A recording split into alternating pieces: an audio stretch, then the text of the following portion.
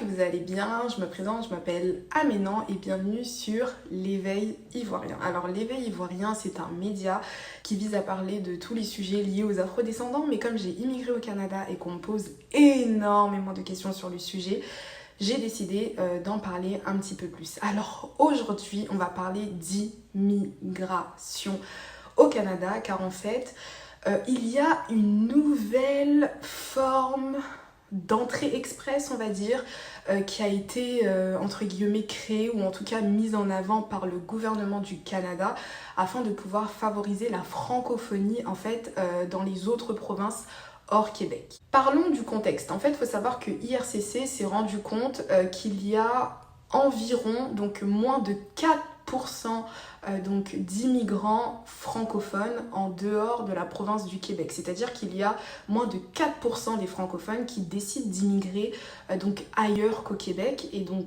c'est terrible parce qu'en fait le Québec, c'est vrai que c'est la seule province qui est francophone, mais au Canada, on peut quand même vivre en francophonie dans d'autres provinces. Enfin, je sais pas si je me fais bien comprendre, mais c'est quand même possible. C'est pas le plus simple, mais c'est possible. Donc tout le monde le sait, depuis novembre 2022, il y a un nouveau programme d'immigration, enfin il y a vraiment un nouveau souffle en termes d'immigration, donc il y a de plus en plus de demandes qui sont acceptées, il y a de plus en plus de dossiers qui sont traités, etc. Et car le gouvernement souhaite en fait accueillir plus de 1 million de migrants sur une période de 3 ans. Donc voilà, et pour favoriser donc l'implémentation des francophones en dehors du Québec, ils ont décidé au mois de juin, si je me trompe pas, de mettre en place en fait une sélection particulière pour tous les candidats qui vont entrer dans leur demande de résidence permanente, qu'ils souhaitent s'installer en dehors du Québec, avec un niveau donc de compétences linguistiques en français égal ou supérieur à 7. Pour que vous puissiez bien comprendre et pour ne pas que ce soit un petit peu trop technique, etc., je vais parler simple et clair. Donc lorsque vous souhaitez en fait faire évaluer votre niveau de langue, notamment pour le Canada, vous avez deux tests. Vous avez le test en anglais et le test en français. Le test en français, c'est à peu près le même, mais le niveau, enfin les critères de notation se situent entre 1 et 12.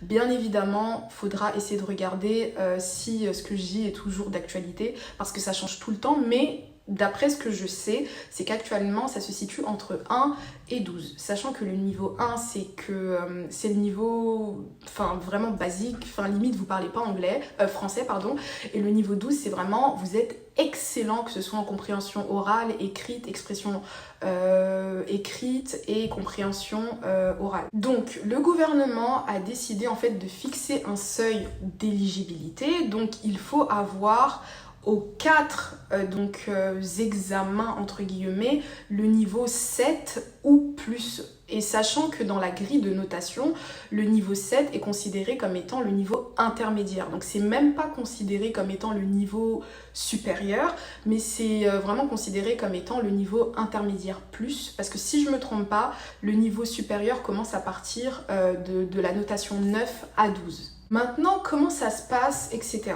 Lorsque vous rentrez sur votre espace d'entrée express, résidence permanente, etc., vous devez faire exactement pareil. En fait, il n'y a rien qui change en réalité, mais le gouvernement en fait va vous sélectionner, donc va faire une sélection en fait externe ou parallèle plutôt, en rapport du nombre de points que vous avez en totalité, en globalité, et 2, par rapport justement à votre niveau de français. Donc le 7 juillet 2023, c'était la première ronde d'invitation vraiment axée sur la francophonie en dehors du Québec.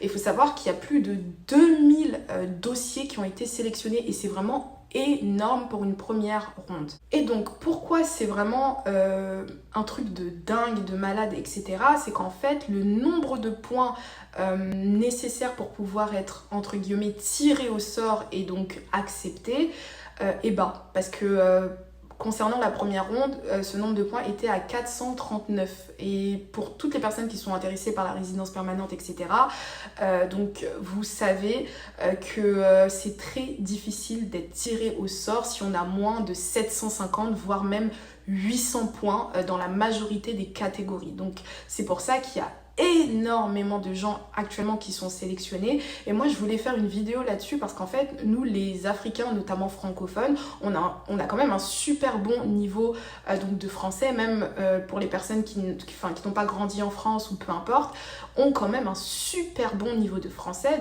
Donc si la résidence permanente vous intéresse, que vous avez les preuves de fond nécessaires et que de base vous souhaitiez vous intégrer dans l'une des 3 ou 4 catégories, en fait faites attention à votre niveau donc de français. Si votre niveau il est plus de 7, c'est vraiment tant mieux pour vous. Si c'est moins de 7, essayez de repasser quand même comment on appelle ça, vos tests de français afin de pouvoir avoir le maximum de points. Donc vraiment c'est ouf. Récapitulons.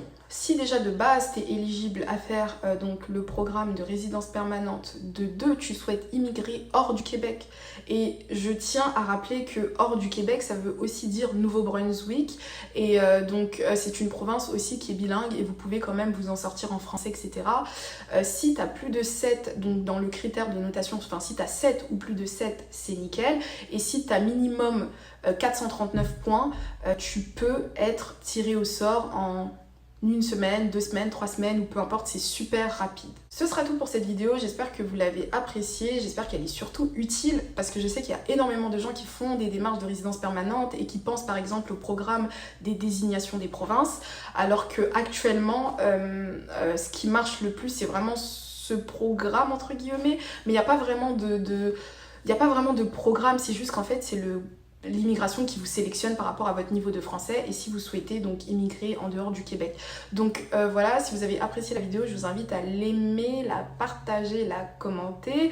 Oui, donnez-moi votre avis en commentaire et peut-être que j'ai pas été claire, si vous n'avez pas compris certaines choses, je vais essayer de répondre au maximum. Ouais, c'est français. Et donc voilà, je vous dis au revoir et bye bye pour une prochaine vidéo. Bye bye.